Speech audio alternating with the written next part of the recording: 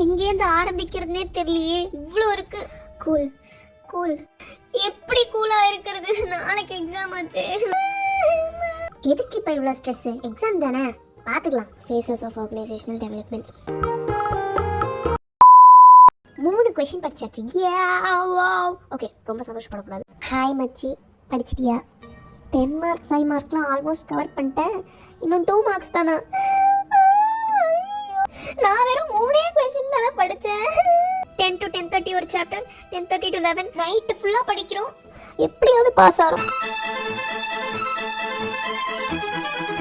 சரி, ஓகே, படிச்சதை சொல்லி பார்ப்போம்.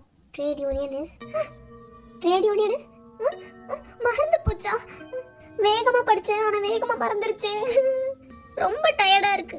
ஒரு 5 மினிட்ஸ் தூங்கிட்டு படிக்கலாம். என்னது, விடிஞ்சிருச்சா?